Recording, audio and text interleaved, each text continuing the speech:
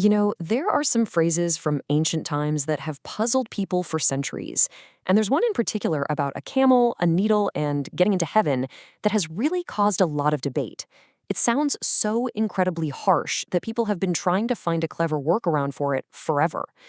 But what if we've been asking the wrong questions all along? So here it is, straight from Matthew 19:24. It is easier for a camel to go through the eye of a needle than for a rich person to enter the kingdom of God. I mean, just picture that for a second. A camel, which was the biggest animal most people would see back then, trying to fit through the tiny eye of a needle. The image is designed to be a shock. It's so extreme, so absolute, that it just begs the question. Right, what on earth was he actually talking about? Was it some kind of riddle? Well, to try and soften the blow of this statement, two really popular theories have popped up over the years. One involves a secret gate, and the other a simple typo. So let's pull the thread on both of these ideas and see if they hold up.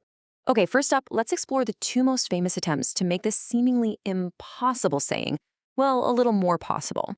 So you've got two main camps here. On one side, you had this idea of a real physical gate called the eye of the needle. And on the other side, you've got a more linguistic argument that says we're not even supposed to be reading the word camel, but rope. Both theories are basically trying to do the same thing, make this really shocking statement a little easier to swallow. The needle gate theory. Oh, this one is really popular because it makes for such a great sermon. The story goes that Jerusalem had this tiny little side gate for people to use after the main gates were locked at night. And for a camel to squeeze through, it would have to be stripped of all its cargo and get down on its knees. The analogy is just perfect, right? A rich person has to shed all their worldly baggage and be humble to get into heaven. It's a really powerful image. Then we have the rope theory, which is a bit more academic. It suggests that the Greek word for camel, kamelos, is just a simple one-letter typo. The original word, so the theory goes, was kamelos, which means a thick rope or a ship's cable. People who support this, like the theologian Cyril of Alexandria, way back in the 5th century, say it just makes more sense. Trying to thread a thick rope through a needle is still basically impossible, but it sounds a little less ridiculous than an entire animal. So we have two very neat, compelling stories that seem to solve the whole puzzle. But here's the thing. When you actually start looking for the evidence, both of them start to completely unravel. I love this quote from the biblical commentary site The Berean about the gate theory. It's so blunt, but it gets right to the heart of it. The story sounds great, it preaches well, but it has one teensy, fatal flaw.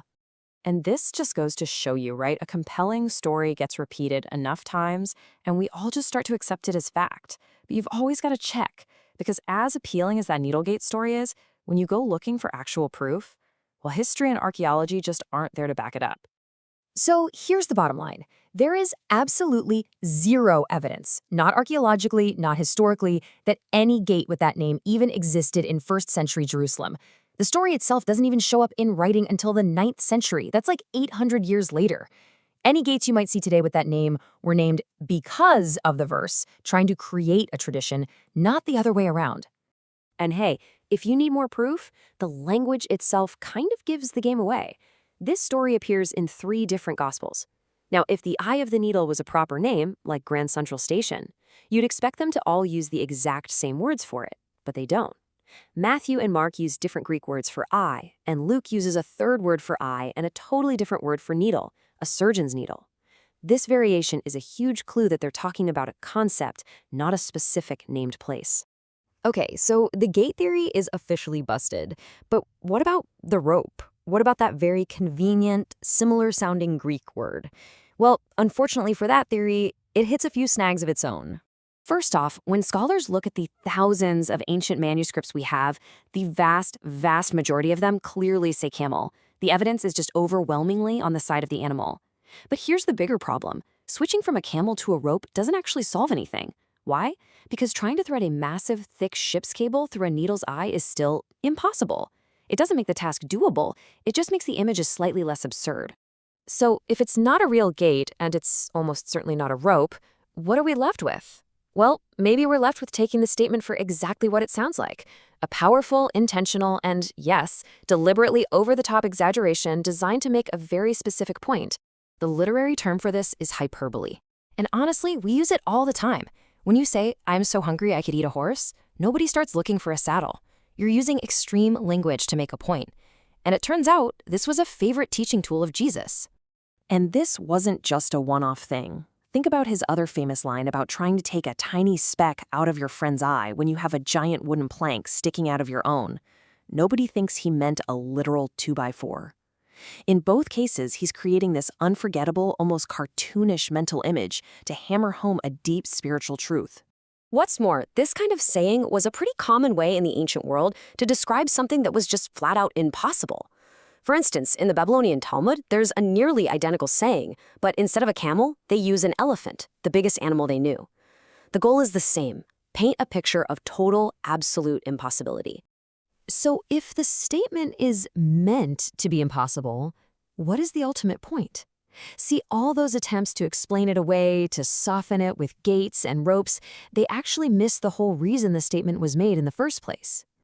The reaction of the disciples is the real key to unlocking this.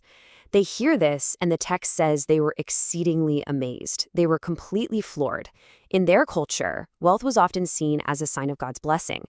So if even the blessed rich people can't get in, their next logical question is, well then who can be saved? They got the point. It was impossible, and it completely shattered their worldview. And this is it. This is the punchline of the entire conversation. The hyperbole was the setup. The disciples' shocked question was the setup. It all leads to this profound answer. Jesus confirms their fears. He says, you're right. For people, this is impossible. But then, he completely changes the game. But with God, all things are possible. And that's the big twist. The saying isn't really a specific knock on wealthy people.